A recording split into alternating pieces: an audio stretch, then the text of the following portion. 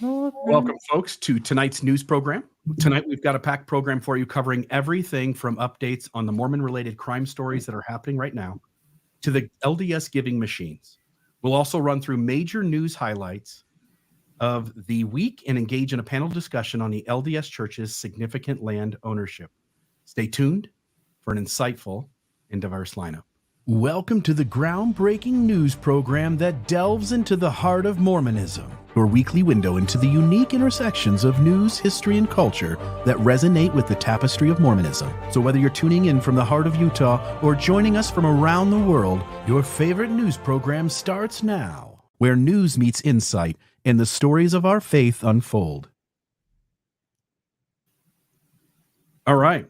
So in our first segment, we're going to hear from seasoned journalist Lauren Matthias. With a decade of reporting for major news agencies, major news networks, Lauren brings a wealth of experience to our conversation. Currently, the executive producer of the Hidden True Crime podcast, Lauren is no stranger to delving into the depths of impactful stories. Lauren, what is happening in the news around Mormon crime? Thank you, Bill. I wish I could tell you that there isn't a lot happening in Mormon crime, but there is quite a lot happening. And today there was some breaking news, actually, when it came to the Ruby Franke and Jodi Hildebrandt case. As many that have been following this closely, this is a Mormon therapist, Jodi Hildebrandt, as she had partnered with Ruby Franke, a YouTube mother. Ruby Franke, a YouTube mother, meaning she had millions of followers, millions of subscribers. And we'll get into the backstory in just a minute, but they were both arrested in August on 6 counts of aggravated child abuse. Well, today, Ruby Franke, they've both been incarcerated since their arrest. Ruby Franke took a plea deal today. She said that she was guilty. She took a plea deal, and now she saying that she is guilty of 4 counts of second-degree aggravated child abuse, and also that she must testify against the therapist, her therapist and business partner, Jodi Hildebrandt. Her sentencing is going to be February 20th, so there's still a lot unknown. But I think today, what we all learned, I think that a lot of people following this case, we were aware that a plea deal was on the table. We were aware that she was going to plead guilty and that the exchange would be to testify against Jodi Hildebrandt. We thought we might know a little bit more. Again, we're going to have to wait until February 20th for her sentencing to find out what's going to happen to her. But what we learned today was really upsetting. We learned a little bit more about what her children went through. And, I'll read a bit of this. This is actually the plea deal here. This is it, all of the documents. There's 10 pages. But before I read, I just want to give a trigger warning because it's really upsetting. Some people are censoring it on their channels because it's heartbreaking to hear what these children, Ruby's 2 children, went through.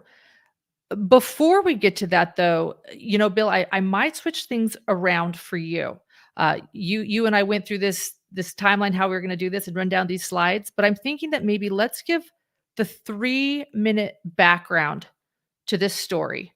I have a video that I filmed in front of Jodi Hildebrandt's home in southern Utah back in August, a week after their arrest. Let's play that so that we're all up to date. And then I'm going to share what we learned today as far as the abuse that these children suffered. Does that work to switch that around? Maybe. It does. Give me 1 second. I'm just okay.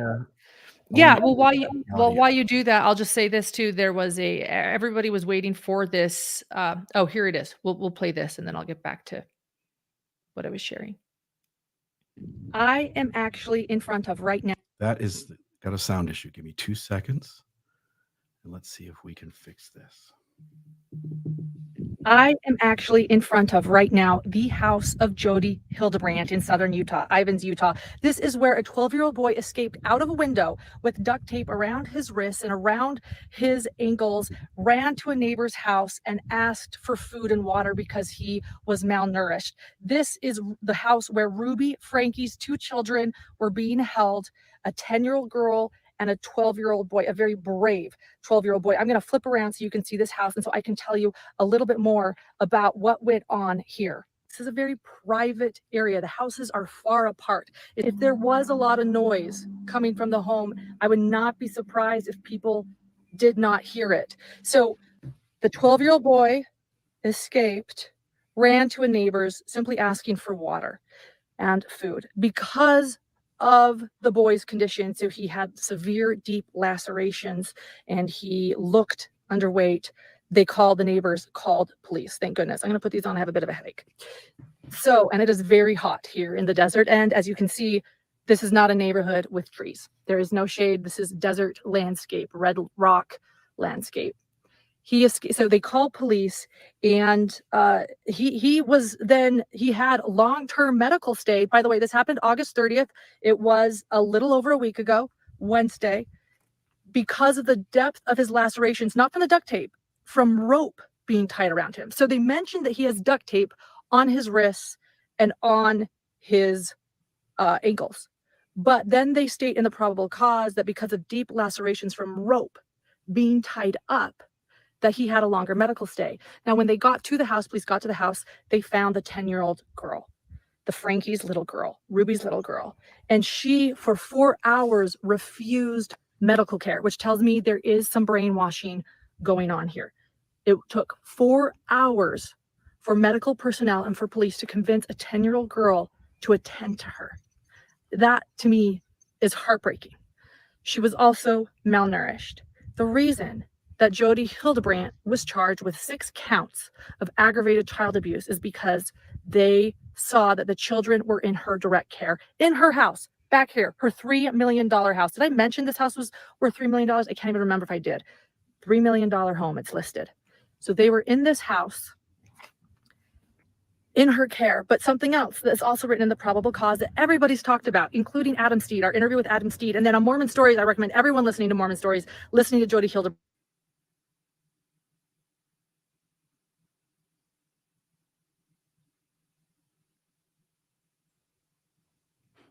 Bill, I've lost the audio. On our channel, Sorry. I did too. Thank you. I- Let me back I up lost just a it. touch. Jodi I tried Hildebrandt- to mute myself. I tried to mute myself without it going out.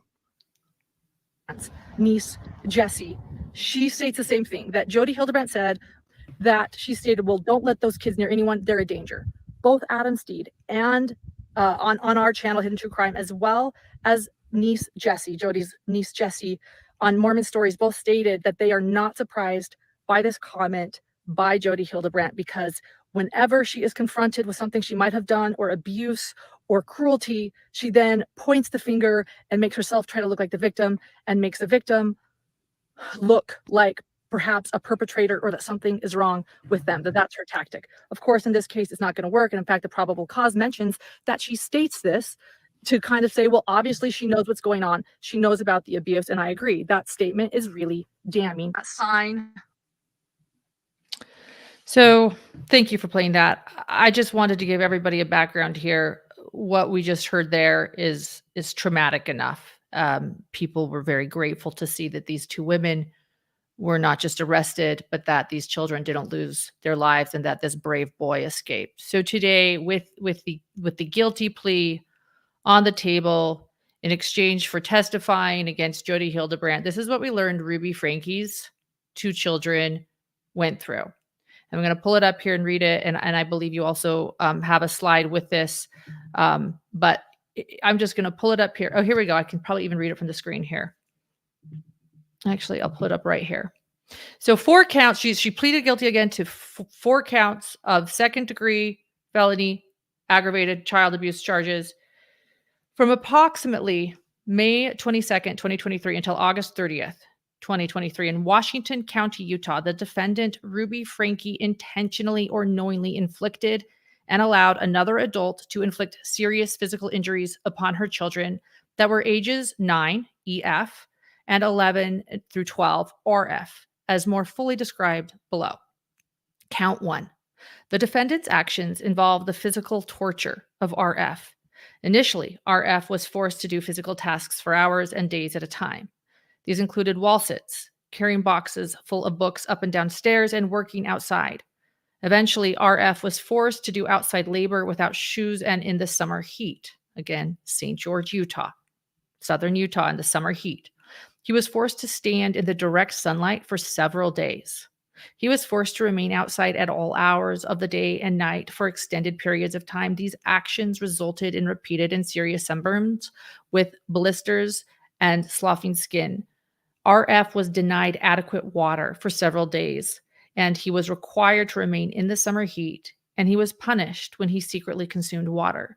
He was denied sufficient food, and when given food, he was given very plain meals, as in rice and chicken, while others in the house ate regular and more flavorful meals. He was isolated from other people and denied all forms of entertainment, including books, notebooks, and electronics. In addition, after RF attempted to run away in July, his hands and feet were regularly bound. Binding included being tied to the defendant and to weights. Many times, the binding included using 2 sets of handcuffs, one on RF's wrists and one on his ankles, and at times, with RF lying on his stomach, ropes were used to tie the 2 sets of handcuffs together so that his arms and lower legs were lifted off the ground. The bindings resulted in injuries to RF's wrists and ankles, where the handcuffs cut through the skin and damaged the muscle and tissue. These injuries were treated with homeopathic remedies and covered with duct tape, and then the bindings were placed on top of the duct tape. Specific instances of abuse committed by the defendant included kicking RF while wearing boots, holding his head underwater, and cutting off oxygen by placing her hands over his mouth and nose. The actions described above caused severe emotional harm to RF due to the fact that they began in May and escalated throughout the summer months. Additionally, the defendant and another adult regularly sought to indoctrinate RF and convince him that he was evil and possessed. This is seeming to be a trend in the LDS crime world right now, that children are evil and possessed. I just want to throw that out there. And that he needed to willingly be obedient to avoid punishments, and that the punishments were necessary to repent. He was also told that everything that was being done to him were acts of love. Count 3, the defendant's actions also caused severe emotional harm to EF. Other than binding and the specific instances of abuse RF was subjected to, EF was subjected to the same treatment as her brother. She was isolated and forced to do physical tasks, remain outside, and denied food and water. She was repeatedly told she was evil and possessed. There we go again. The punishments were necessary for her to be obedient and to repent, and these things were being done to her in order to help her. EF was convinced that she was evil and that she needed to go through these things in order to repent. So this is what Ruby Franke has admitted to today. Today, she admitted to these horrible things. And this is an LDS therapist who worked very closely, I might add, with like Tim Ballard, with Tom Harrison, who's the author of Visions of Glory. Eternal Core is a LDS God-centered foundation or organization, that is run by LDS therapists. That's Jodi Hildebrandt. She used to be part of LDS services. She is LDS. She attends church. She had her ministering teachers over during the time she had the kids in her house. They didn't know. And then you have Ruby Franke, who is an LDS mother, who was a YouTuber with millions and millions of followers. And between these two, they had we've talked to many people who followed this group called Connections. It was almost like an MLM therapy world.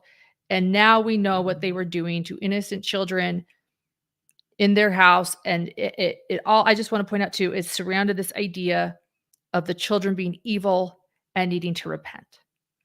And so that is what those children suffered in southern Utah. There they are, those two. So the sentencing again will be February 20th, and we'll continue to follow that. follow that case. Which then, and speaking of possessed and children or people fearing, here we go. Yes, people fearing the last days, doomsday beliefs. Spring Thibaudeau and Brook Hale. Let's talk about them. Many have heard of Blaze Thibaudeau. He was a 16-year-old boy who in October was taken from his high school in the middle of the day and left with his mother, Spring Thibaudeau. This is in Maricopa County, Arizona. So this is Gilbert, Arizona area, Mesa, Arizona area, Phoenix, Arizona area. He was a football star at his high school. He had a football game. I think, was it the next day, Rebecca? I can't recall, but he was he did not have the same doomsday beliefs as his mother. But all of a sudden, he left with his mother and his uncle, Brook Hale, his mother's brother. They flew to Boise, Idaho. At that moment, his dad said, "Hey, something's going on. This is back in October. So I've taken you guys back to October. Something's going on. I'm concerned." Arizona, who had this exact same scenario happen with the Daybell case, it was like deja vu for law enforcement there in Arizona when Lori Daybell left with her children to Idaho as well, acted swiftly. Luckily, they arrested the pair, Spring and Brook, at the Alaskan border, Canada-Alaskan border, and Blaze was returned safely to home. These two have been in custody ever since, but this week, here's the news, they were extradited back to Arizona, both of them. They are now back in Maricopa County, and a lot is coming forward. Brook Hale, tomorrow, will have a status conference hearing, and then on Thursday, Brook Hale, there will be a preliminary hearing for Brook Hale, which I'm curious to know if we're going to learn a little bit more. And then here's the most interesting thing, though, in my opinion. So Spring Thibaudeau, the mother, she's back in custody in Arizona. She is now housed, get this, in the same facility and on the same floor now as Lori Vallow Daybell. So these two mothers, look at them there. These two mothers, Spring Thibaudeau and Lori Vallow, who have very similar beliefs about the last days, this sort of doomsday Mormonism. Visions of Glory is a book they both knew, both from Arizona. They are now on the same floor. And the reason they are, Lori Vallow was convicted of killing her children in Idaho just this year. But she was extradited herself just recently to Arizona to face charges in the murder of her husband, Charles Vallow, because he was killed in Arizona, where the children were killed in Idaho. So she's just been extradited back to Arizona herself, and Spring Thibaudeau has now been extradited back to Arizona, and there these two women are together who remind us so much of each other. And there they are. So to be a fly on the wall, right? I don't know what those two women are going to do there, but RFM, I know we have an attorney here. I did want to ask you, look around. Yeah. I did want to ask you, your thoughts on, they both have a really high bond set, $500,000 each. They were extradited. A preliminary hearing is often where we learn about more evidence that they have against these two. Isn't that right? Do you think we'll be learning more this week, or what are your thoughts? I don't practice in either Utah or Arizona, but usually a preliminary hearing, you're going to be able to see what's in the probable cause affidavit, or in some fashion. Up here in Washington, it would be a probable cause affidavit. In some way, the prosecutor is going to have to put forth or reveal some of their cards as to why it is that Spring and Brook should be kept in custody, or why they should even be charged with anything. So that will be interesting to know. Okay. And any thoughts on the high bond of $500,000 each? Because I want to point out that they were arrested with custodial interference. The mother and father were still married, although there was no divorce, in the works. And so that was the crime, although now there's endangerment of a child as well. It seems like an awfully high bond. Do you think that this would imply that they have a lot of evidence against these two, or any thoughts on? My understanding is that the violation of the court order by what was it, taking and grabbing the child and running, whatever they call that in Arizona. Yeah. And of course, it's a 16-year-old as well, and a football player, which is going to factor into it as well. But my understanding is that there was no order in place preventing her from going anywhere with her own child until after she had up and gone with the child. And then the Right. father went to court and got an order saying, no, the kid has to be with me. And so they were able to go and get the child based on that. I think that charge is probably going to have to be dismissed at some point, because unless the Constitution means something different in the state of Arizona than it does up here, you can't violate an order that you have no knowledge exists. Right. It's an interesting process they went through. And I want to point out though, and I think you have this slide, Bill, that one reason they were able to get this order of custodial interference after they fled was because of Lori Vallow Daybell. And honestly, in many ways, it shows that Arizona has learned their lesson. They did not act swiftly when it came to Lori Vallow Daybell. Charles Vallow was murdered and they weren't arrested. Lori Vallow was given a victim's advocate instead of, being arrested. And they were able to leave to Idaho where the kids were murdered. And in many ways, a lot of people, I think, do blame Arizona for the death of the children. Many people believe that the children could have possibly been saved had Arizona acted swiftly. So I think this does show that Arizona is changing how they act when it comes to LDS women and their doomsday beliefs. Yes, and to answer the question you put more directly to me, I expect $500,000 is a lot of bail, but they want to make sure they get them, they bring them back. And that was the main point of it. I would expect that at the first bail hearing held by these individuals with their attorneys, that bail will probably be substantially reduced and a no contact order put in place if there isn't one already saying you can't have contact with Blaze. Okay, thank you. Number 8 right here, it says, the mother, you know what? I'm having a hard time reading it. Could somebody read the screen? This is where I wanted to point out what you said, RFM, that it came after. And I explained that they did this because of the doomsday beliefs. I believe it was number 8. Oh, here we go. Okay. Several years ago, mother started forming beliefs in the end of the world scenario, eerily similar to the I can't see it. Publicized Lori Vallow and Chad Daybell case saga, which also took place in Gilbert and Idaho. And I can't read the rest. It's too small for me. But ended in tragedy, essentially. Yes. So they added that to their, when they decided to arrest these two, that was their reasoning, was Lori Vallow Daybell.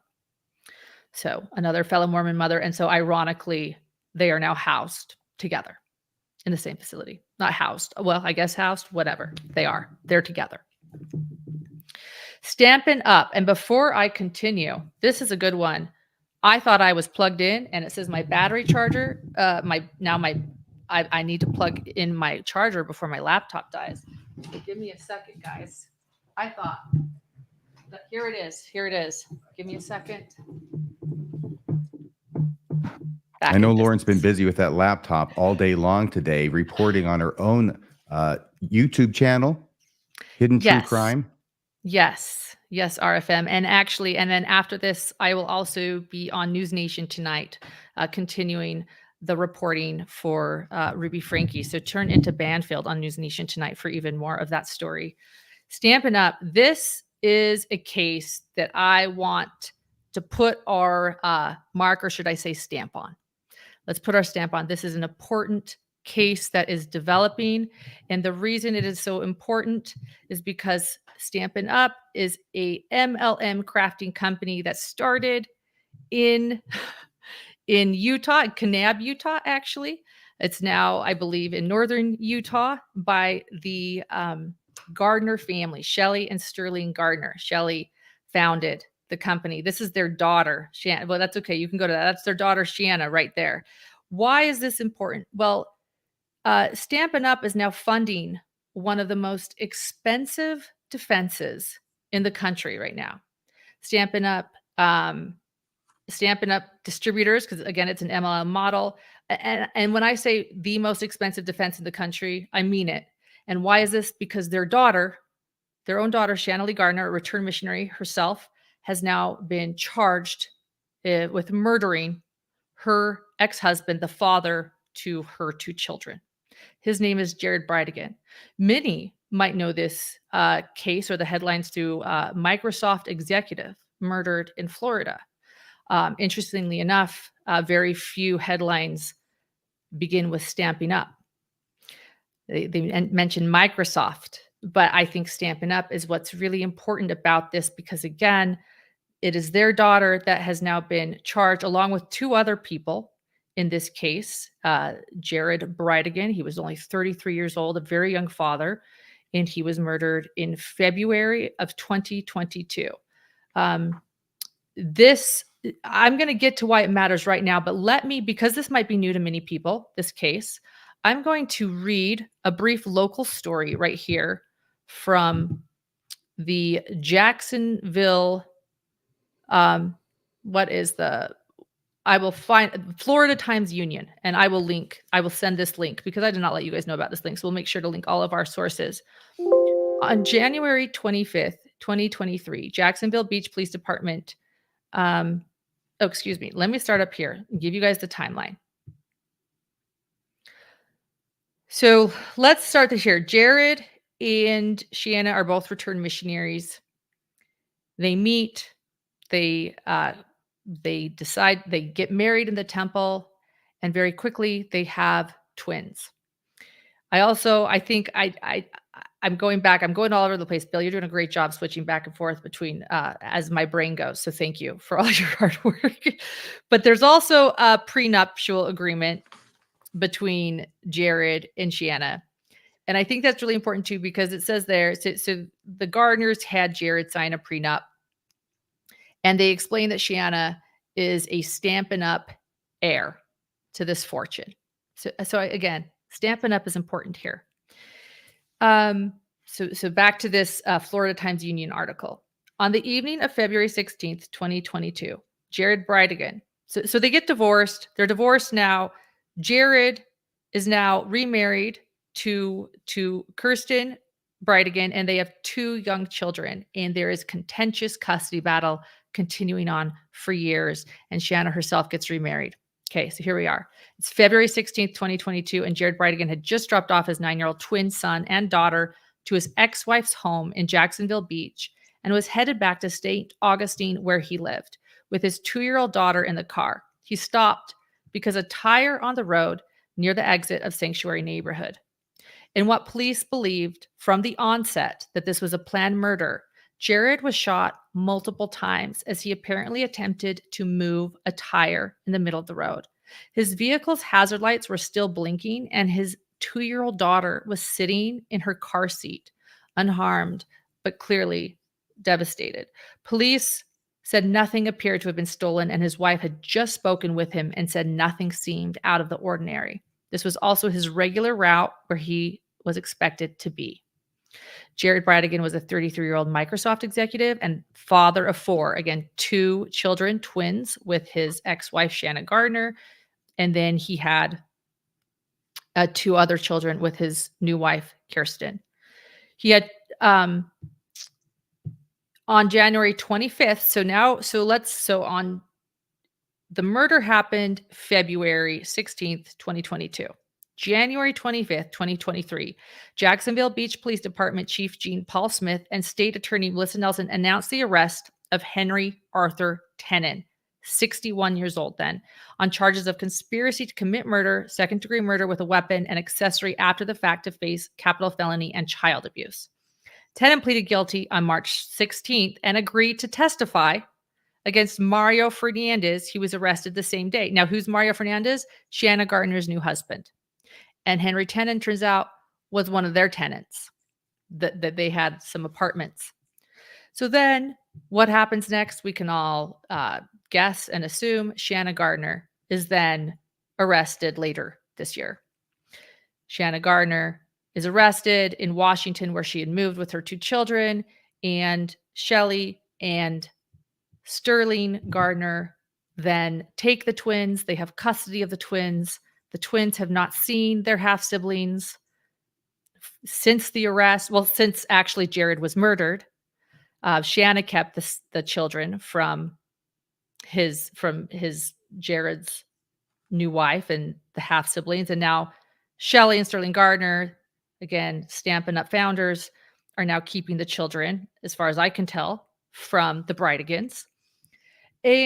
But even more, and here they are. This is actually an article from the Deseret News years ago. Millionaire CEO steps down to serve an LDS mission. This is an article where they were highlighted and they served a mission. They actually talk about how they stood up and told all their demonstrators around the world that they were leaving on a mission because they believed in transparency and relationships. Although they then hired Curtin and McConkie to send out a statement to all of the media and their demonstrators. And they pretty much said, don't talk about this. We're not going to talk about this. And we're not going to tell you what happened. But we're going to support our daughter no matter what. So they've changed their tune a little bit with transparency. And here you go. And when they say they're going to support their daughter no matter what, they mean it. See that guy in the middle there? Jose Baez. That is one of the most expensive defense attorneys in the country. Who are his clients? Harvey Weinstein, Casey Anthony. Many who follow crime know Casey Anthony. This is an infamous woman. She might have been the most hated mother in the country until Lori Vallow Daybell came along. And she actually was released. She was not, she's living free. Jose Baez was her attorney. And then we have Aaron Hernandez. Those are just a few of this man's clients. And Stampin' Up, Shelley and Sterling Gardner have now hired him to defend their daughter. Their daughter, who has now been charged with first-degree murder, a death penalty is possibly on the table. And I think this is a really important story for those that are LDS to be following, because how many have heard of Stampin' Up? How many people know a demonstrator of Stampin' Up? Do Stampin' Up demonstrators know that they're going to be helping to fund one of the most expensive defenses in the country right now? I just think this is really interesting. And I think this has been an underplayed story, and we're going to be following along. We're going to be following along. And so while, again, the headlines often say Microsoft exec, I think that we should maybe start letting people know that Stampin' Up is a big company to be known when it comes to the story. Awesome. So that's what I have as far as crime goes today. There you go. Thank you, Lauren. You guys can find out more from Lauren at hiddentruecrime.com and the Hidden True Crime YouTube channel, where she covers these stories and more. Now turning our attention to other significant news from the past week, we've got Radio Free Mormon. RFM has extensively covered the Tim Ballard and OUR the events in the news that have been going on. And tonight he brings us that and more. RFM, what do you have for us? Well, thank you very much, Mr. Riel. I'm going to be blitzing through this because I know we've got certain time constraints and I want to make sure that those are honored. First slide. Hey, can we put the slides up there?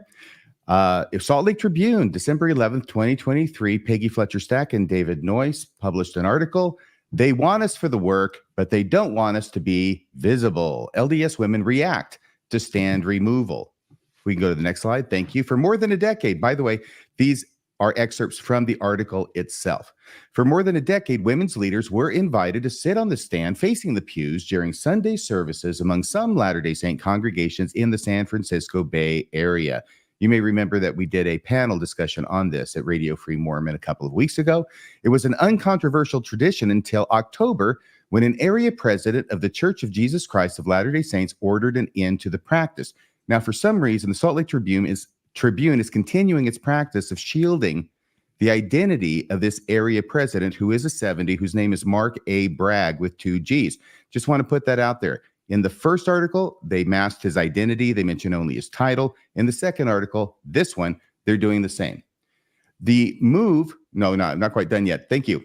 The move felt arbitrary to many members and was made without consulting any of the women affected, all of whom were devout believers. After a Salt Lake Tribune story about the edict, many women in the region and across the country are writing letters, and this is the update. to church headquarters in Salt Lake City, explaining why the tradition had been good for women in a faith governed by men as a sign of inclusion and gender equity. Now, there's also some questions and answers from two individuals who are female leaders in the LDS Church in the Bay Area. How did you feel when you heard that this practice had been discontinued, the practice of having female leaders sitting on the stand? Lauren McNeil, a current Relief Society president in Sunnyvale, California, answered, "I was hurt and wounded. I lost several nights of sleep. Our local leaders have been amazing. They always want to draw a distinction between the local leaders and the general leaders, i.e. Mark A. Bragg with 2 G's. It seems like the local leaders have really been going out of the way to try and do everything they can while still having to yield to the commands of their seniors in the church. Our local leaders have been amazing. They have struggled with this change as well. They did not want to do it. They've seen the blessings and how positive it is overall." By the way, that is a classic definition of the LDS Church, when you have to do things that you don't want to do simply because someone above you in the ranking division tells you you have to.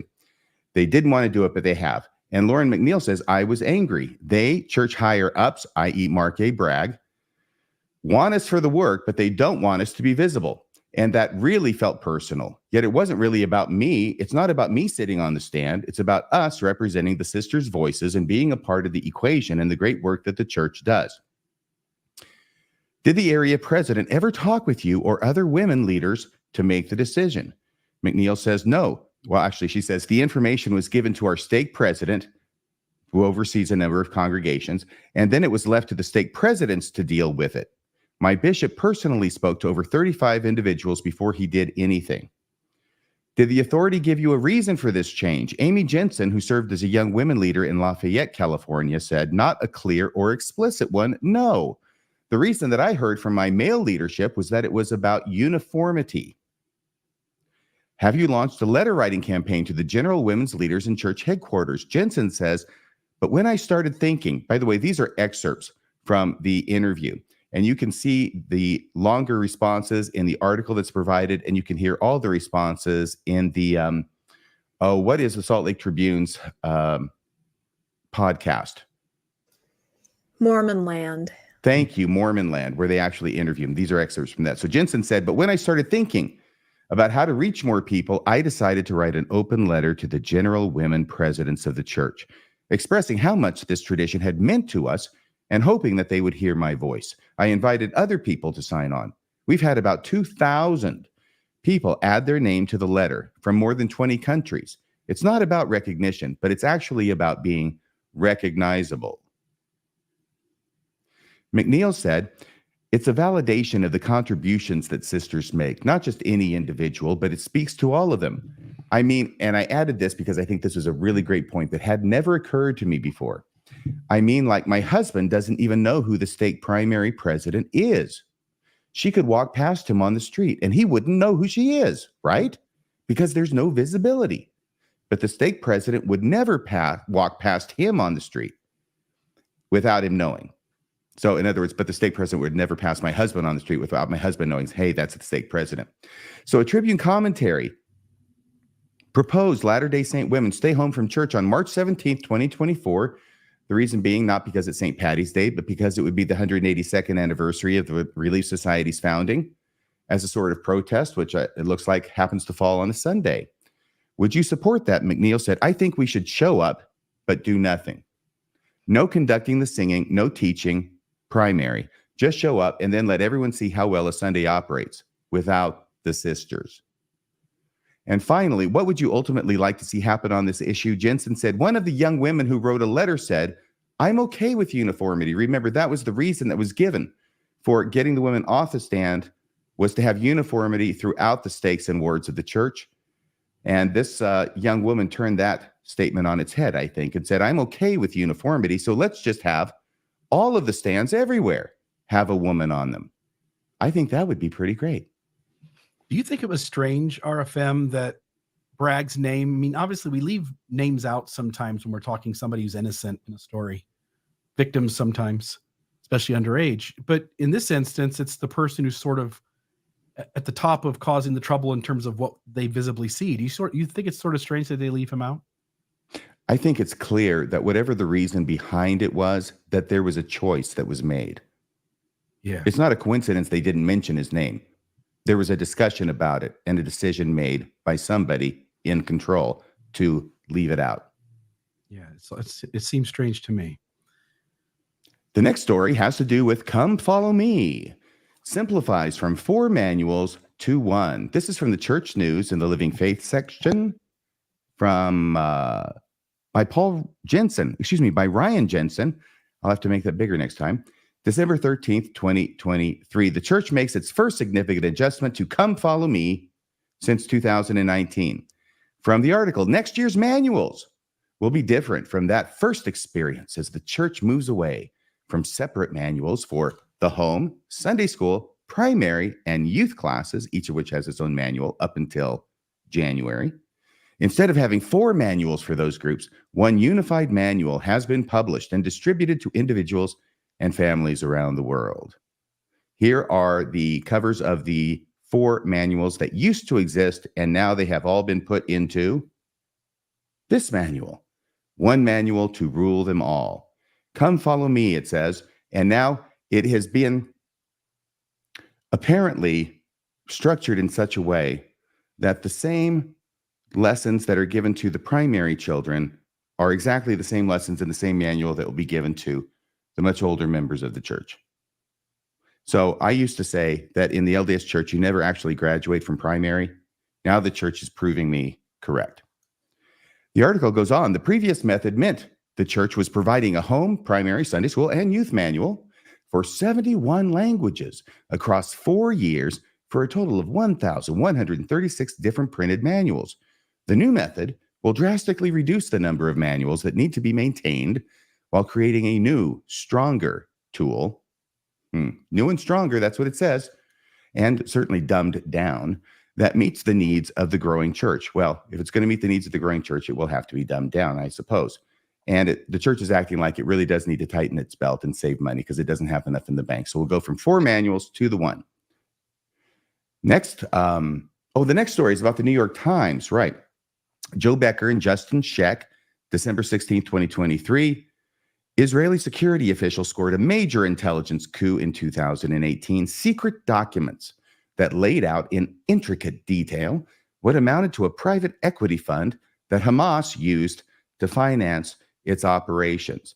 And the New York Times had a very, very long article about this and very detailed. But the LDS Church's name gets mentioned twice in this article, which gathered some attention. Here's one of the places.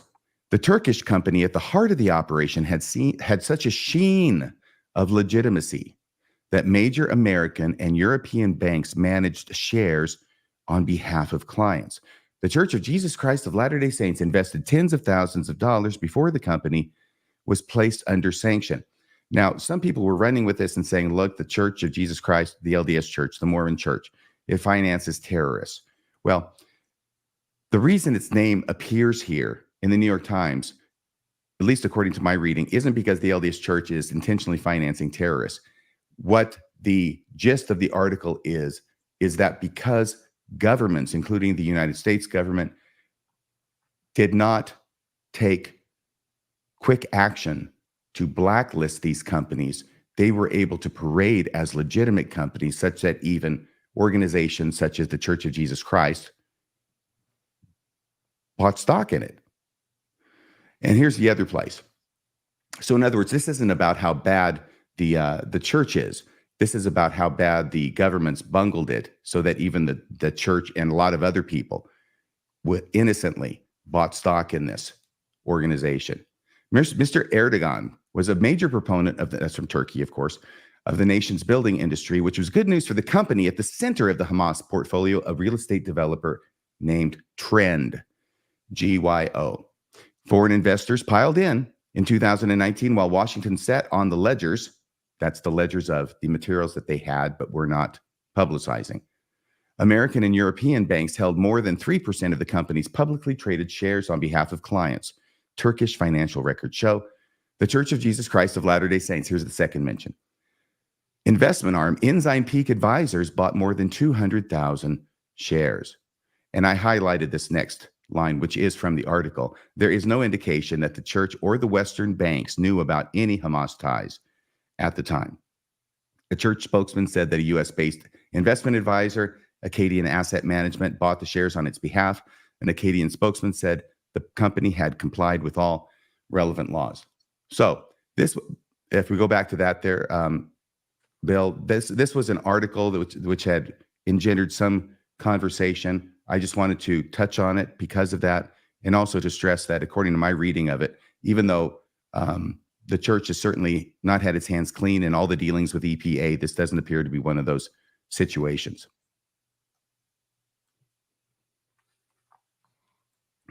Continuing on. Okay. Paul Hutchinson, a former associate at a high level and lots of money invested in OUR and Tim Ballard, dropped a video last week saying why I separated from OUR and Tim Ballard. I did a video on this at Radio Free Mormon last week, but the bullet points of this video, and there's some bombshells here.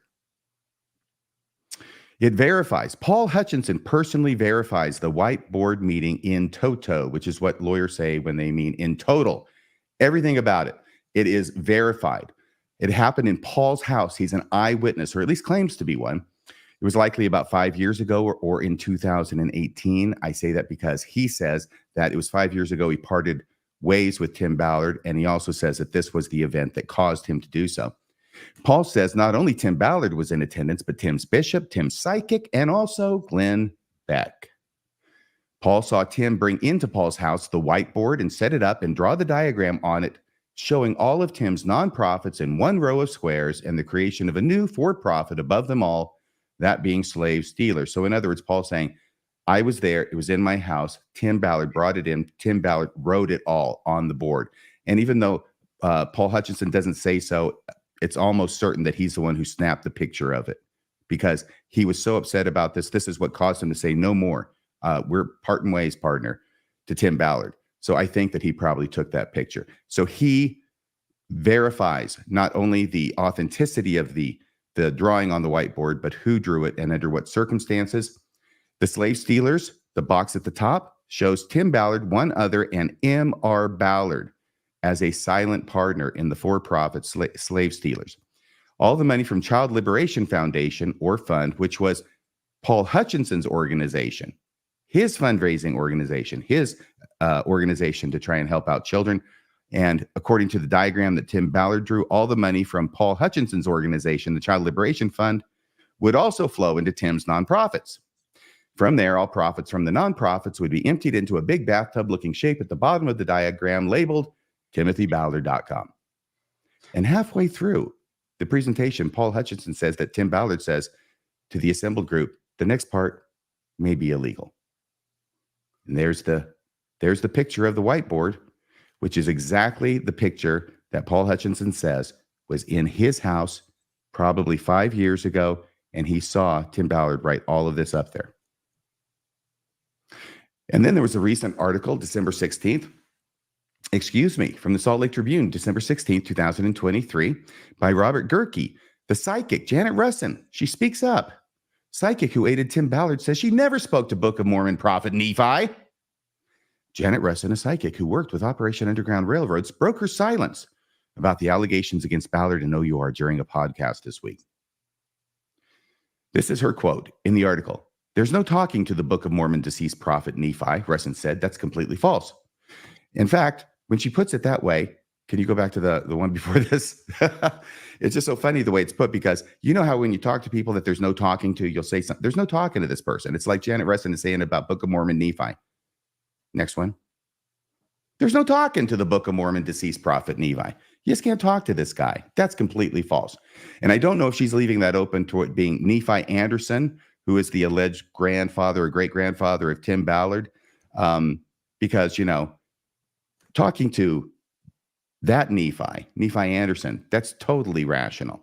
But talking to that Book of Mormon Nephi, that would be crazy. This is becoming known as the Nephi's ruse. Am I mistaken, RFM, to say that didn't Paul's video, didn't he make mention that she was talking to Nephi? Yes, he mentioned it very quickly as an aside about Book of Mormon prophets, I think he says. Yeah, so at least other people close to the situation can testify from their own personal experience that this isn't true, that she actually was talking to Nephi from the Book of Mormon. Yeah, it's not clear as to what his knowledge is based on and whether it was obtained beforehand or after from news sources. So I just think, it's Nephi, and I expect it was Nephi from the Book of Mormon, because who cares what Nephi Anderson has to say, really? I mean, Nephi from the Book of Mormon, he's got gravitas, he's got cachet. He just can't find a kidnapped kid to save his soul. Yeah. In a somewhat related Shakespeare play written about 400 years ago, a little bit more actually, Owen Glendower bragging about his supernatural skills, much like Janet Resson has. I can call spirits from the vasty deep. And Hotspur somewhat flippantly responds, why, so can I, or so can any man. But will they come when you do call them? That's the question that I have for Janet Resson. It's easy to talk to spirits, but them talking back's the problem, huh? Yes, exactly. Love it. And it goes on quoting from Janet Resson. Donors like myself who donated believing that the money is going to go to rescues, these women are demanding to have that money in their pockets, Resson said. She went on to claim the plaintiffs are not only punishing Ballard and OUR, but they're punishing these children. I put that in there because that is a classic argument, which if you follow it to its logical end, it means that anybody who presents themselves as helping children in any way should not be sued for anything, no matter what other conduct they may engage in. As the money comes in from donations and funnels its way to the various expenses of OUR, it also occurs to me that it's strange that Resson would say this when she's one of the ones at the bottom collecting some of the donations as well. Well, especially when the whiteboard shows that all of it was supposed to be going into Ballard's pockets. Yeah. Or at least his And bathtub. she was making quite a large salary, we also know, from the lawsuits as well. So she would be taking that money away from children. That's a good point. Live it seems at some point we have to figure out how the two of them knew each other, because here's a psychic who gets hired, gets paid lots of money, and doesn't seem to be doing a very efficient job at finding children. I've got a feeling there may be a Tom Harrison connection. Yeah. Certainly. I think there might be. Yes. And she did refer in that interview, I might add, to not just sharing that Tom Harrison absolutely is the writer of Visions of Glory, because rumor has it he's trying to distance himself a bit in some circles. She explained that he is a very good friend of hers and that they would go to these conferences. So I think you might be right, RFM, that there might be a Tom Harrison connection. He did connect a lot of like-minded people, including Jodi Hildebrandt, who we've already talked about. Very good. The last clip I have from this article is Resson falsely said that a statement issued by the LDS Church rebuking Ballard for morally unacceptable behavior, remember that was September 15, 2023, and misusing the name of late apostle M. Russell Ballard never actually came from the church. Tim and Russell Ballard are not related. Resson said she called the church 5 times and each time was told the church never issued such a statement. A church spokesperson, however, has repeatedly confirmed to the Salt Lake Tribune and other media outlets that the statement did come from the Utah-based faith. Okay, my only comment about that is, please, Peggy, quit inserting yourself in the article and saying that Resson falsely said that a statement issued by the LDS Church, okay? That's not your purview. You're a journalist. So please don't be telling me what's false and what's true. Just give me the facts and I'll make up my own mind. And the church could step forward at any point and clear up the story, couldn't they? Oh, certainly they could. It's almost as if the church wants this kind of misunderstanding to ensue. Yeah. What do you think about that, by the way, Lauren? Falsely. You know, as a journalist that's reached out to the church a lot, I do have a different view. I feel like the church has done what they did, and they did it appropriately. They were reached out by comment for a story by Vice News, and most often when we reach out for comment to the church, and it's the appropriate thing Vice News did, is to get both sides. You should always reach out to the other side if you're going to be writing to them. They responded to Vice News, and they put that comment in the article. This was not a statement for the church newsroom. It was in response to Vice News asking them a question. And then when other news agencies followed to confirm what the church said, they reiterated and shared once again this statement with additional journalists who reached out to the church. I don't see that there was ever a reason to put it on the church newsroom when that is for events and changes in, protocol or the giving tree, the little foreshadowing of of what we're going to be talking about. But and I think actually I like the Peggy put falsely in, because there comes time in this day and age with conspiracy theories and misinformation. It's true that it used to be that we didn't have to say falsely or that somebody is lying. But when cable news likes to tell us so often things that are completely false or untrue, and when someone is stating that something is false when it's absolutely true, like there's just no way she called I don't know. I'm not opposed to falsely there. I see your point too. Let's let us decide and just stick with the facts. But it's just, to me, mind-blowing sometimes that the way people have questioned Vice News, other journalists in Utah who have received the same statement from the church, and it was done, I think, in the appropriate way. See, my point of view on that, and I'll leave the falsely as something that we have a bit of tension there, but that's okay, because I see your point too, especially half of yours is my side anyway.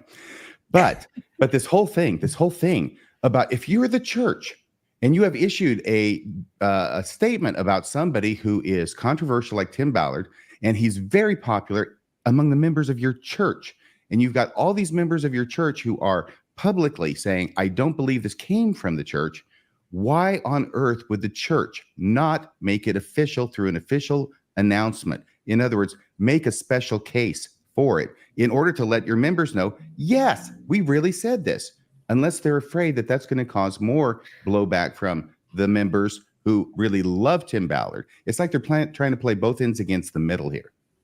I guess it depends on what's official to everyone, right? Because to journalists, to me, official would be sending it to every news outlet in Utah, which would be quite official, which is what they did, right? I mean, it's a news comment. It's something that the news should run, and all of the news in Utah that covers the church ran it, and they sent it to all of those journalists.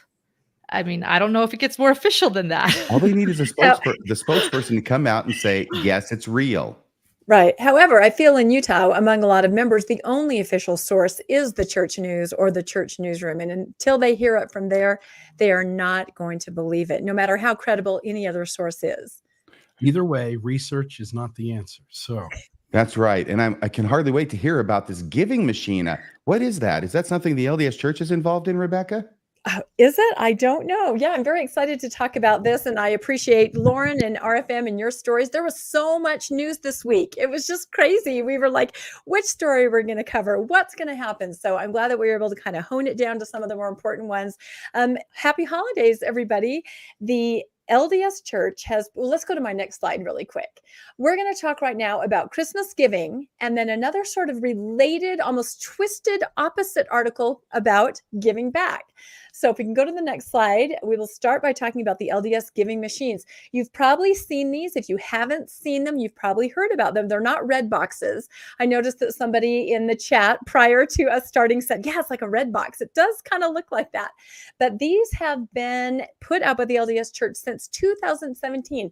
And I think I'll start by reading a little bit of an article. I've done some of my own research into this. Oh, I'm so glad I printed this out on my own paper because, again, like Lauren said, we have to make our slides bigger. So this was an article that was actually from the Church News last year at the end of the season. So it kind of has all the stats from last year. Of course, this year, the stats are not in yet. So it says expanded location, mobile versions, and generous givers to the Light the World giving machines during the 2022 Christmas season means that millions of people worldwide will be blessed in 2023, which is where we are now. The giving machines, located in 28 cities and across 6 countries, drew an estimated of 425,000 donors from November through the 1st of January, according to a report published March 21st on the churchofjesuschrist.org. From those donations, more than 3.2 million healthy meals and 13,000 boxes of fresh produce will feed the hungry. Nearly 32,000 children will receive school supplies and class instruction, including 2,900 scholarships for tuition and housing. More than 516,000 children will be vaccinated against polio and measles, and this is my favorite part, and I think this is everybody's favorite part, more than 38,000 chickens, 25,000 ducks, and 3,700 beehives, because we are the beehive state, will provide families with long-term nutrition and income potential. So if you're not familiar with what a giving machine is, it's the giant red box where you put in your credit card and you can choose services, goods, products to go to families in need. Exactly. I'm assuming most of you are familiar. So let's go to our next slide. The Light the World giving machines have now raised, and again, this was from last year because it's ongoing right now this year, they've raised $22 million from 1.5 million donors in 6 years, said Carl Cheney, the initiative's manager in the missionary department of the Church of Jesus Christ of Latter-day Saints. Now, that's very interesting to me that somebody in the missionary department would be giving these stats. Giving machines will be placed in 61 cities in 7 countries in November and December, more than double the 28 machines that raised about $6 million last year. So this is something to know, is that if you look at this graphic here, this is from the Widow's Mite, because they, of course, are very interested in any kind of statistics having to do with the charitable giving and receiving of donations. So it may be a little small to see, but you can see from when they started in 2017, there's a gap there for COVID because the giving machines didn't really happen. But every year just going up, and they're on track this year to do quite a bit more. Let's go to the next slide. The giving machine is a way to give something tangible back this holiday season. All purchased items are donated to those in need across the world. The Church of Jesus Christ covers all operational costs, so 100% of each donation goes directly to the charitable organization. So that's kind of in a nutshell what a giving machine is. You give your funds, you choose a charitable product, and then the church gives it to that organization. So let's go to the next slide. This process, of course, raises a lot of questions.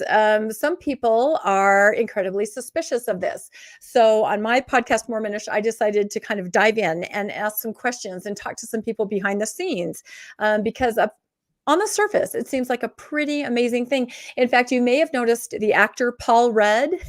I don't know if you've seen these TikTok videos where he's behind it. Well, I learned from a source that he just stumbled on those on his own.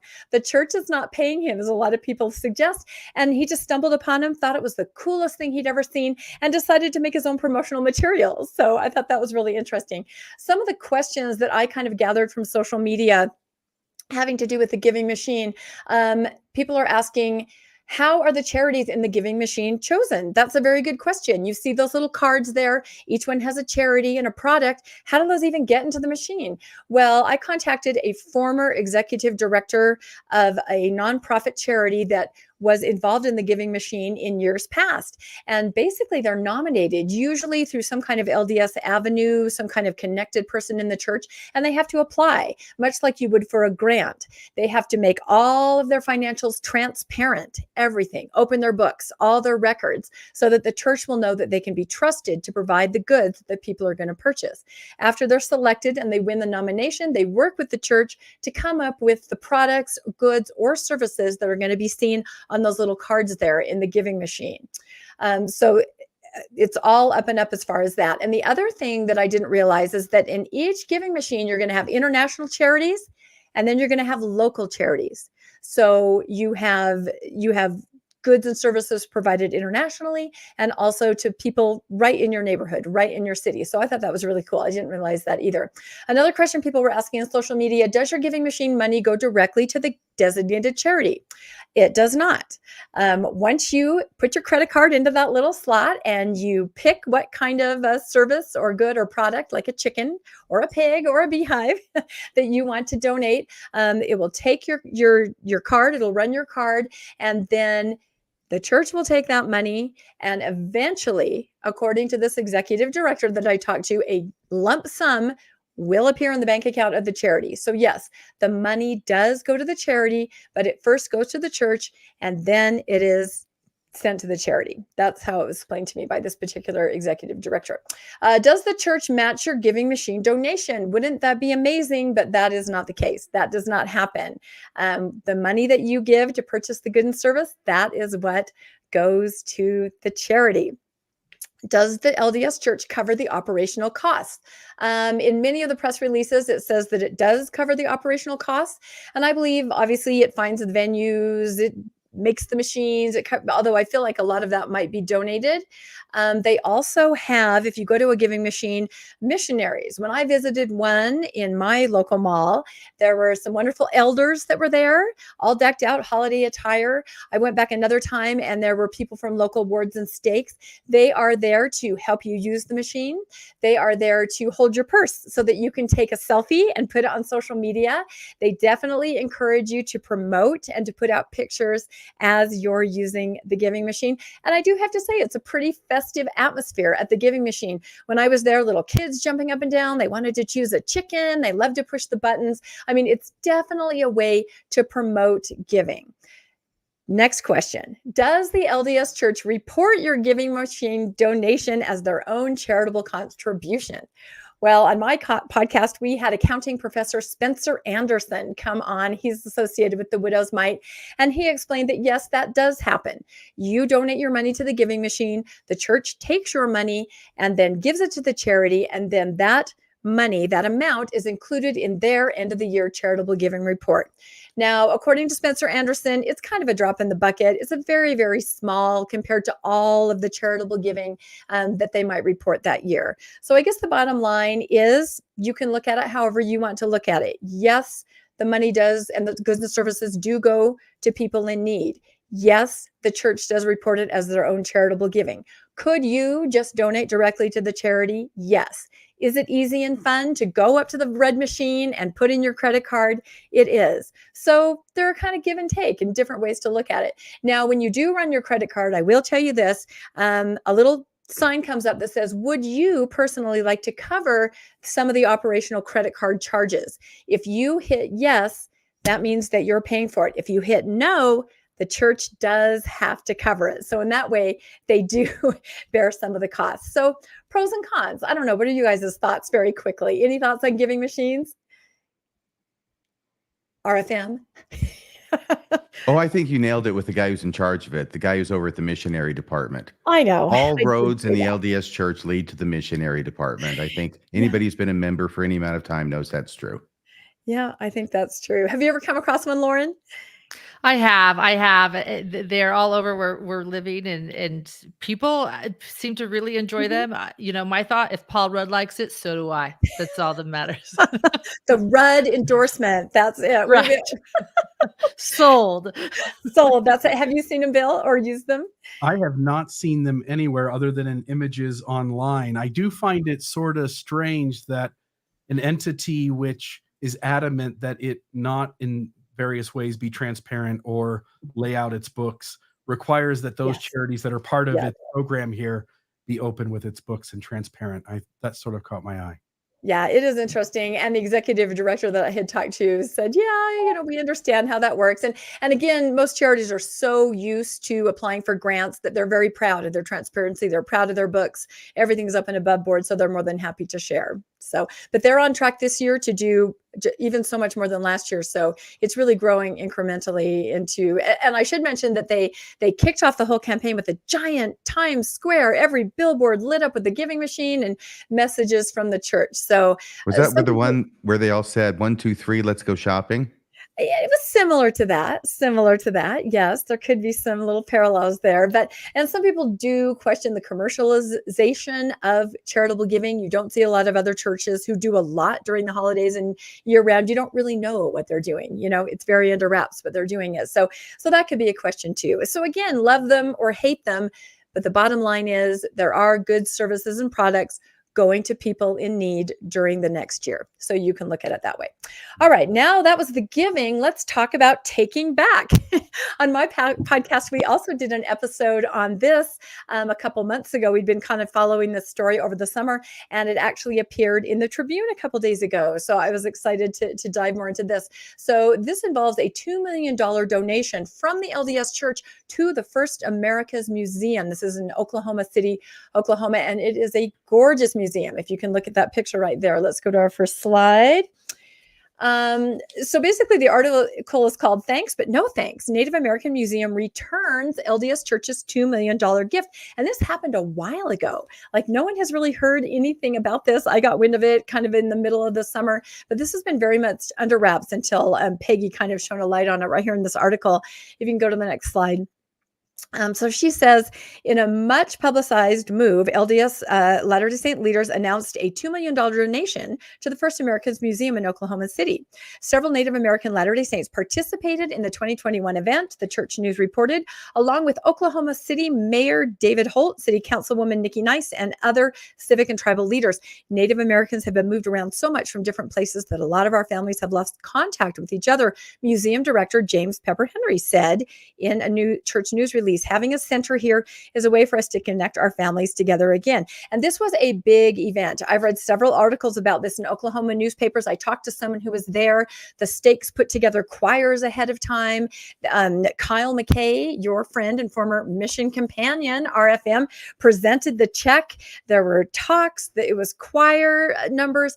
President Nelson broadcasted a big fireside to everybody talking about how amazing this would be. Now, 2 summers ago, no, actually, I think it was just last summer, in North Carolina, an International African American Museum opened. The church had done the same thing, donated $2 million.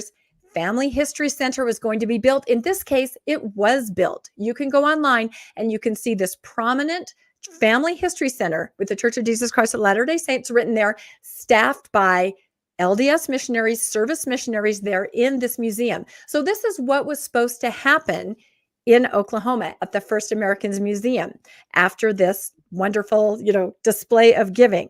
Let's go to the next slide. Henry, the director, said at that time he hoped to have the center up and running by the summer of 2022. Within weeks of the announcement, however, the museum returned the gift. Now, this may have happened, but no one really knew anything about this.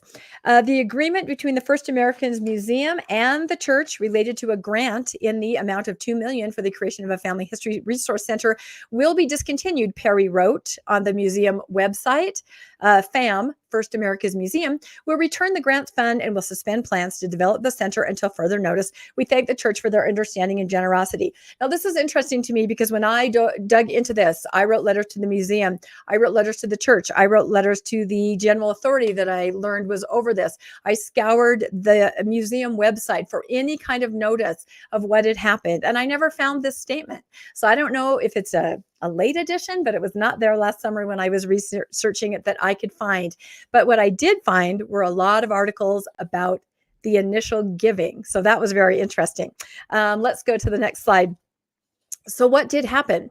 And Farina, I actually had a phone call with her over the summer, a wonderful person who has a lot of insight into this. The episode was a mess of misunderstanding, explained Farina King, a Latter-day Saint and associate professor of Native American Studies at the University of Oklahoma. Family history is big in Indian country, King said, but establishing a center at the museum would need to be done in the right way so everyone will benefit.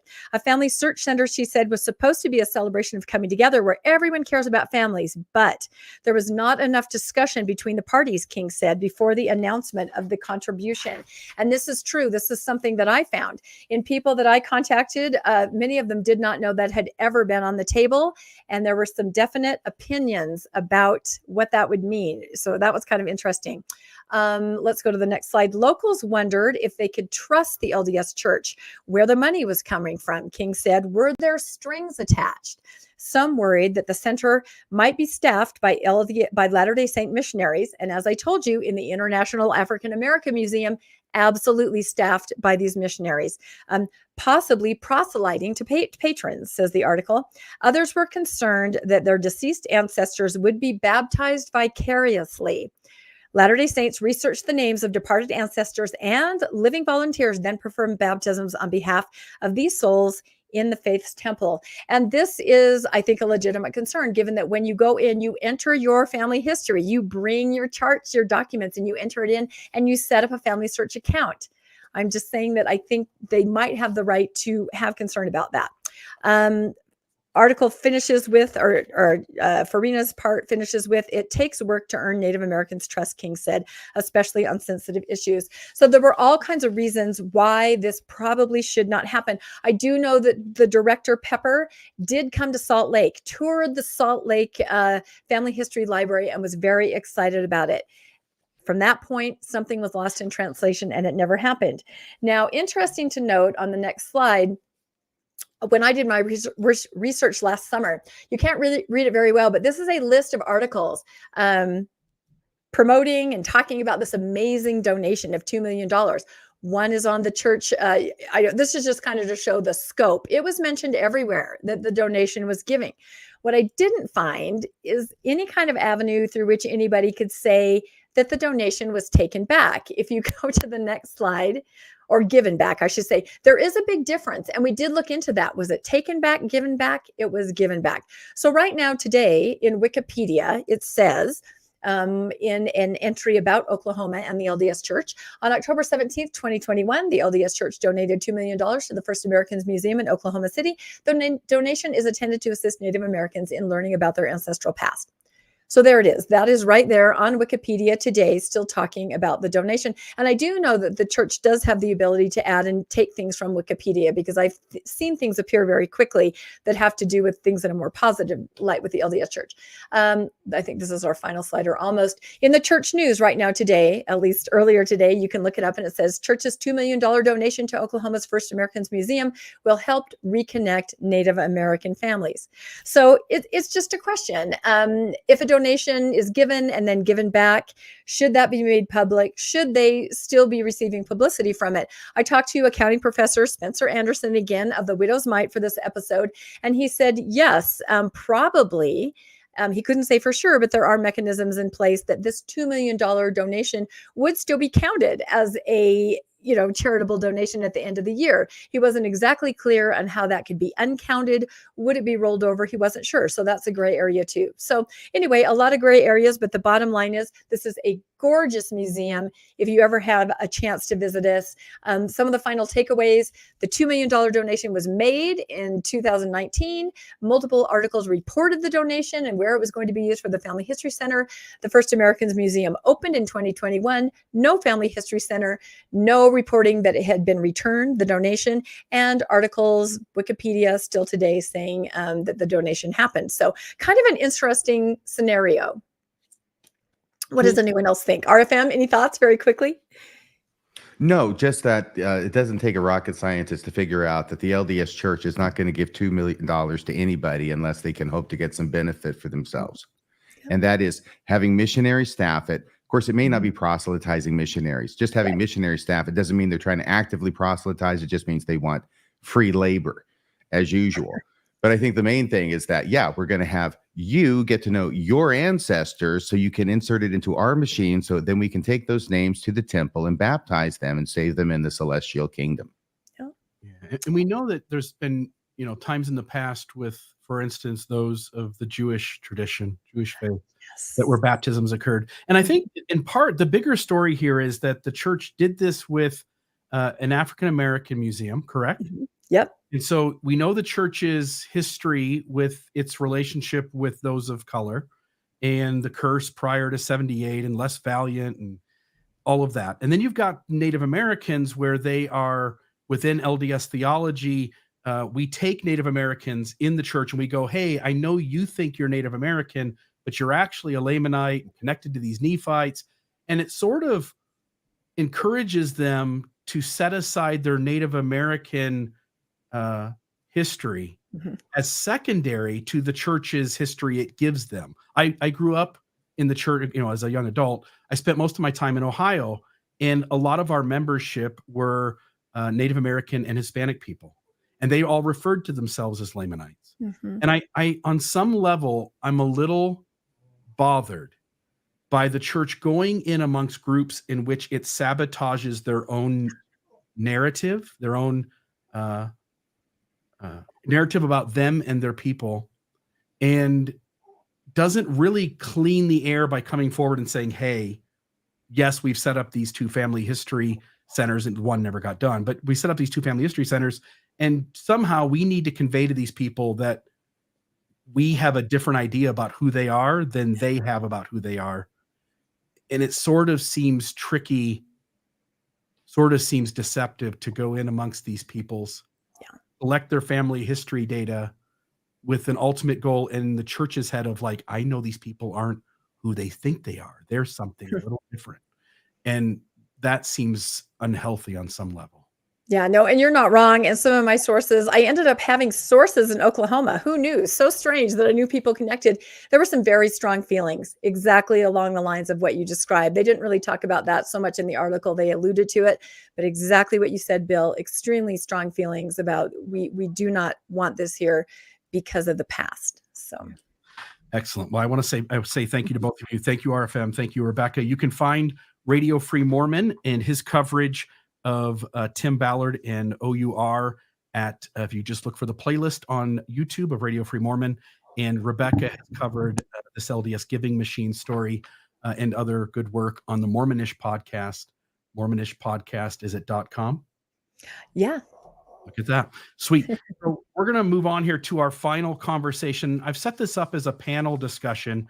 I want to talk for a moment about the land that the church owns. And we all know, as those who keep our ears to the ground in Mormonism, that the church does, in fact, have a lot of land. But to the degree of how much they have, even I, and I think some of you, were sort of surprised. And so we'll play a little video here to introduce the topic. Good evening. I'm Bill Reel. Tonight we bring to you a compelling report on the expansive land acquisitions made by the Church of Jesus Christ of Latter-day Saints, the LDS Church, sometimes known as the Mormon Church, both in the United States and globally.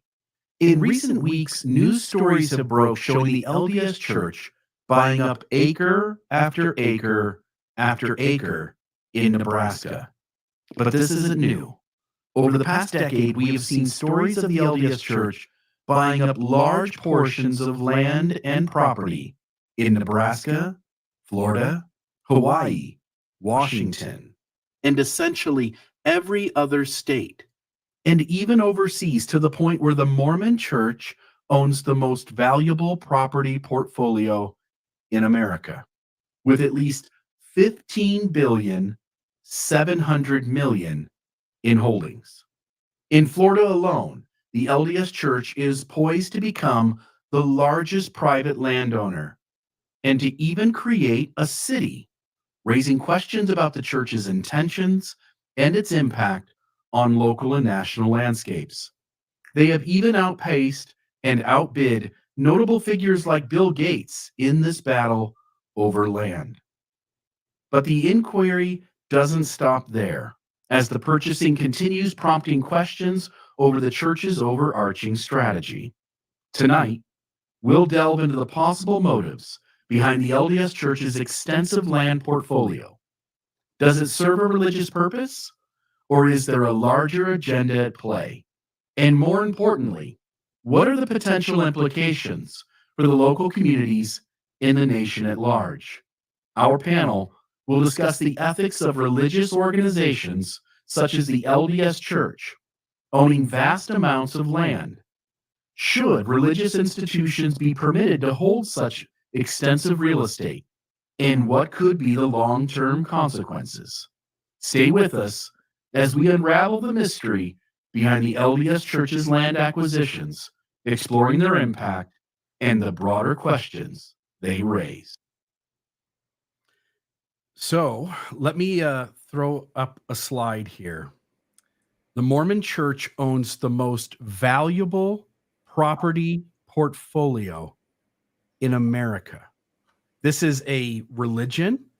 This is a nonprofit that owns so much of the country that outside of perhaps the US government, it essentially owns the most value in the land that it has. Not necessarily the most land, but the land that's got the highest value at 15,700,000,000 in holdings. Another one here, the Mormon Church will soon own more private land. This was back in 2013. They probably have surpassed it by now. Owns more private land than anyone in Florida.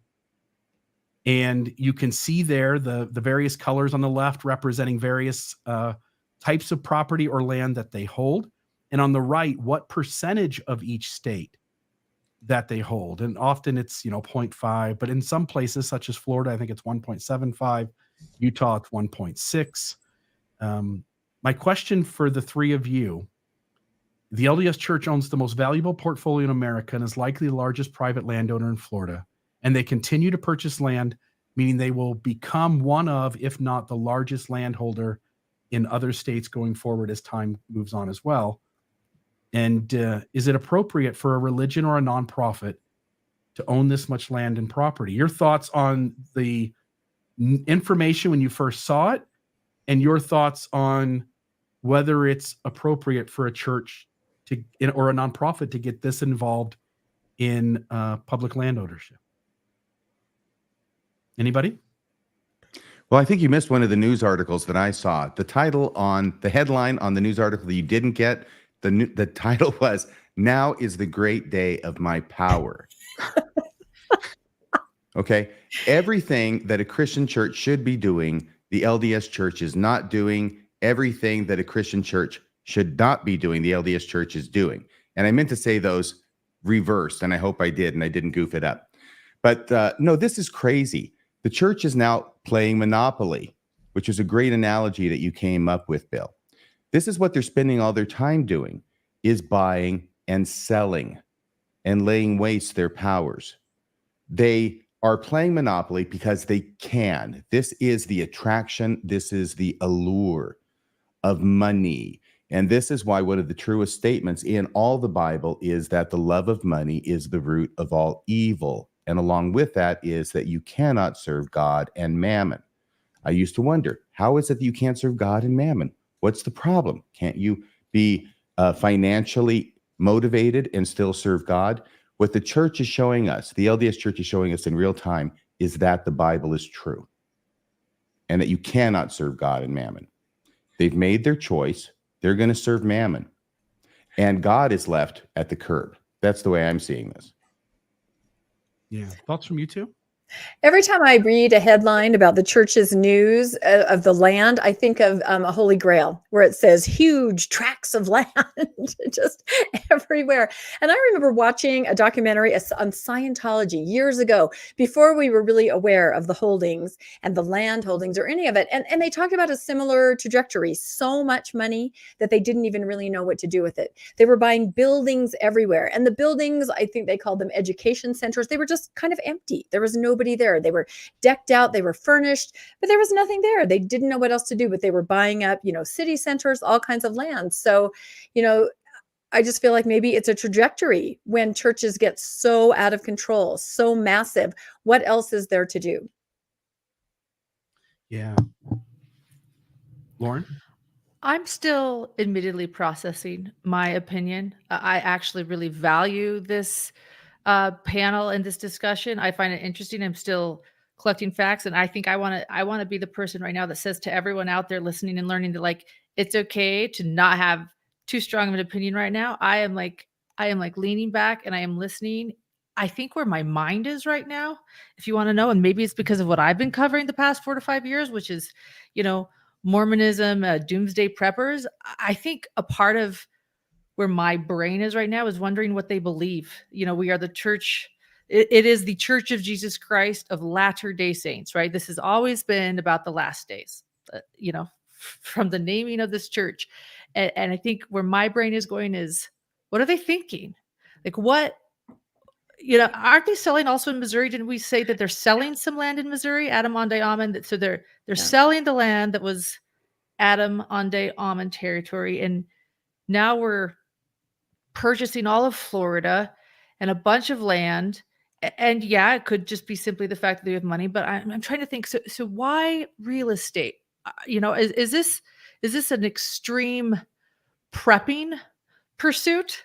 The more land we own, the better. I don't know. I'm just throwing out some thoughts in my brain, and I am going to simply say I am listening. I am learning. I am fascinated. You guys have done some incredible journalism tonight, by the way, I want to say, and that's where I am. I'm taking this in. I'm letting it simmer, I guess you could say. Well, I think you raised a great point about the fantastic journalism you've heard from us tonight. No, seriously, I think you raised a great point about bringing up they're selling Missouri. Mm-hmm. So if we didn't already think this, and I did, which is that this is simply another of many investment strategies. They're wealthy enough, they can buy up all this real estate. Real estate has always been a very good long-term conservative strategy because the value is always going to go up over time, regardless of what may happen in the short term. Over the time, it's always going to go up. And the fact that they're selling Missouri, I mean, come on, guys. It's obviously an investment. This has no religious connotations. There's nothing about God in this. It's all mammon. And you also raise the point that you're thinking about all this prepper stuff. What is the church doing? What is it interested in? All I observe is that while they're buying up all this land and all these other investments in stocks and bonds and everything else, right? They are completely ignoring the festering corruption which is within its own church body. They don't say anything about it at General Conference. They give no warnings to people. They are content to allow it to continue to grow and to have these stories happen that you reported on, Lauren. And all I can do is observe that, and from that draw the obvious inference that they're more interested in investing than they are in the purity is not the right word, but I'll use it anyway. The purity of their own body and keeping such harmful elements. It's not just purity and law of chastity stuff. It's keeping actively harmful elements out of it and making sure everybody knows not to have anything to do with it. Yeah, I just want to know, Rebecca, you mentioned Scientology. If we were, as all of us are either Mormons or ex-Mormons sitting here having this conversation, if I was putting up a 3-minute video where I talked about how Scientology owned the most valuable landholder in the United States, wouldn't we be a little nervous? Wouldn't we be going like, ooh, exactly. Scientology? If the Jehovah's Witnesses were the ones that we were covering and they were the largest landholder in Florida, and I want to put up this next slide. If the Scientologists or the Jehovah's Witnesses were building an entire city in Florida that would populate 500,000 people, would we be going, ooh, we probably shouldn't do that? And yet, as Latter-day Saints or former Latter-day Saints, we sort of don't feel as nervous about our high demand fundamentalist religion as we do other high demand fundamentalist religions. And I am a little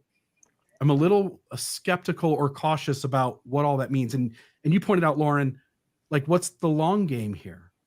And part of me, I hear this story all the time when we have this conversation around this particular issue and the amount of money that the church has accumulated. But if Jesus comes back in the way that we as Latter-day Saints or former Latter-day Saints have been taught that he's going to come back, he comes out of the sky and he goes to Jerusalem and he goes to New Zion or New Jerusalem here in the Americas. It seems as though the whole world for the millennium is going to sort of know that that's Jesus. Governments are going to bend their knee to the Savior of the world coming back. And hence, it seems like if he needed during the millennium to accumulate tons of land, and I can't really come up with why, it seems like he wouldn't necessarily need the church to do it on the front end, that he would be the Savior of the world returning and living amongst the people for 1,000 years. It seems as though he would have a plan, or his Heavenly Father would, to get something done. And so I'm sort of with RFM that this doesn't feel like a religious play. This feels like some sort of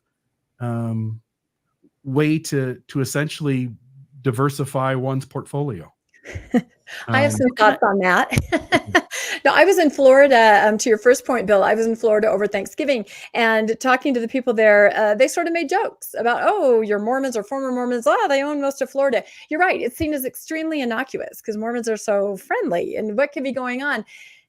The opposite point of view is that I've had noticed some things on social media, TikToks and things where people are starting to be aware. There's one woman in particular, I can't think of her channel, but she said, do you guys realize what is happening? You know, and she's talking about some of these planned communities, some of these cities, all the land. So I feel like people are going to start paying attention. I feel like, how can you not when you start seeing these headlines? I also agree with RFM, and I did talk to, again, my best friend, accounting professor Spencer Anderson, about some of the tax ramifications. Of course, these are investments. Of course, they're always going to go up. Why are they selling Missouri? The prices are great, right? Too bad for all the people that bought land in Missouri thinking that that's where they were going to live during the second coming. That was a cold slap in the face, pour water on you. But, and of course he explained it very simplistically to me, but they're not paying taxes on the land as long as they're saying we're going to build a chapel on it. We're going to build a church building. It was set aside for religious purposes. Even when they do hold on to it long enough and eventually sell it, there's a reduced capital gains. And I'm sure other accountants can correct me in the chat. But according to him in our conversation, there's a benefit that a religious organization is going to enjoy for holding land. There's a benefit while they hold it, and then there's a benefit when they sell it and develop it. So I'm sure that's part of it. Yeah. I also just want to throw out influence in politics in these states as well. As a reporter, I was a reporter in my career was in Utah and Idaho. So I have a good idea on how influential the LDS Church can be in those two states as a reporter and in the government, and how they influence certain things. And my brain is going, around that too. How are they influencing politics and anything else going on in these certain states when they are owning so much of the state? I think you I'm make also thinking about. a great point, because some of this land they buy is ranches, for instance, and or other sort of businesses and farms, and a lot of it tends to be in agriculture, but there was high-rise buildings and offices. As long as you're putting your people into those as the cattle ranchers, as the business people, it seems like on a smaller level, you would have influence over how those people feel about issues that are important to you to go one way or the other. And so I think you make a great point, Lauren, is and I had a question here. I didn't prep you guys with all the questions, but one of them sort of goes along with that. How does the LDS Church balance its religious mission with its business and real estate endeavors? It is a church. That's its main function. But really, the church part of it is, at this point, when you know all of the business ventures that it has under its wings and all the land and property under its wings, all the various facets of it, it becomes clear that the church part of this thing, this corporation, is really probably the smallest piece of the pie. Yeah, we're reaching a critical crossroads where the truth of the church is not going to be as it has been for many, many decades, determined by the growth and size of its membership, but by its wealth. Yeah. I agree with that. It's a prosperity gospel thing. Members, I believe, feel ownership somehow in all of this until they go to the bishop and ask for help. Then they'll probably get more of a realistic view of how it really works. But no, I think you're absolutely right, RFM. And I would say, when you say, it's a church, it's a corporation with a religious arm. And that's even how it's sort of structured in the Articles of Incorporation. It's a corporation with a religious arm. So, but most people don't understand that. I think they're starting to understand it. I remember the first time I really started to notice when I saw that the church was bidding with Bill Gates on land. And I thought, the church is bidding with Bill Gates. And then the church outbid Bill Gates. I mean, if that doesn't tell you where things are at, that's a wake-up call right there. Yeah. And Bill Gates isn't buying the land to put a charity on it, right? No, he'll pay taxes. That's the difference. He'll pay taxes, right? So all this land is out of play. All the tax benefit to services, goods, people out of play. You have to look at that when somebody is monopolizing everything. And I tried to do a ton of research as I read, 30 articles on this, because it all started with last week. The church bought, I don't remember what it was, 20,000 acres in Nebraska, something like that. And I knew that there were past stories in years past about the church buying pieces of Florida and being a major landholder in the United States and having a high value. And so I went chasing down all the articles that I could.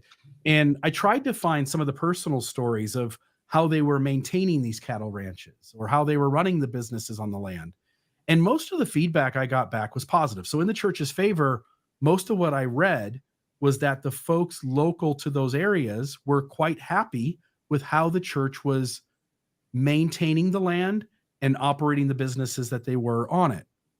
But I'm always hesitant knowing that the church usually has some sort of long game, and they might do those things now, but you don't have any sort of guarantee that 20 years from now or 30 years from now, when it becomes convenient to whatever their mission is, to move the land or to start using it differently. And so I think time will tell to some degree how this story pans out. But I'm deeply intrigued by a religion in the United States owning anything near the amount of land it would take to even be part of a relevant conversation. Anything else from you guys? No, we have seen this play out before, where when Mormons move into states, there's a lot of cheering and rejoicing, and oh, the poor Mormons. And then after a while, things turn sour. It's like Jeff Goldblum says in the second Jurassic Park movie, first comes the oohing and the eyeing, then comes the running and the screaming. Yeah. It's all fun and games in the beginning, isn't it? I think it just is an interesting parallel to the history of the LDS Church, where we were, it is true that the LDS Church and leaders were, they were driven from, Nauvoo and their home, and they came to Utah. But then, in a twist of events, that the government didn't want to make Utah a state because it was concerning that here's Brigham Young, who is the governor and the religious leader, and what's going on in Utah, or it wasn't Utah then. It was quite concerning. And as you pointed out, I think it would also concern the government right now. Here we are a couple hundred years later, a little bit less than that, and now they're buying all the land everywhere. And they're pretty much buying up the country. What's going on with the Mormons?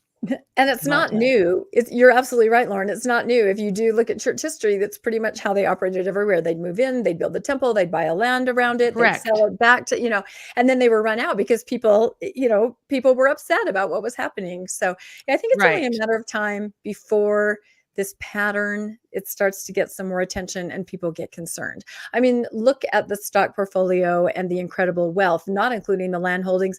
We didn't know anything, really. We knew there was some money. Then here comes David Nelson.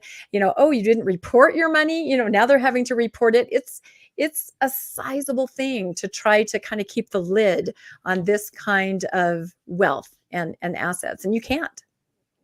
Yeah, I'll tell you, as one who has covered a couple of stories this year on land deeds, this might be the most important story on land deeds that we have to cover. So I appreciate each of you joining with me to have a conversation. I think some of these stories, Lauren, the crime stories that you covered tonight, are certainly important to all of us to be aware of, sort of the atrocities of violence that can occur when people are permitted, because again, we have freedom of religion, permitted to believe whatever they want, but sometimes beliefs can lead to harm.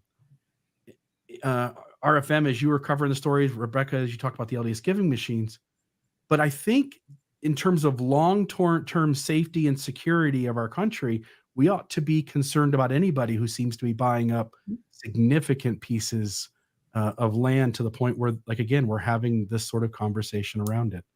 I appreciate each of you tonight for what you added to the show, and I appreciate your part in this panel discussion. Folks, we really appreciate each of you joining us on our news program, and I hope you'll join us next week as we continue to explore the latest happenings in the Latter-day Saint community.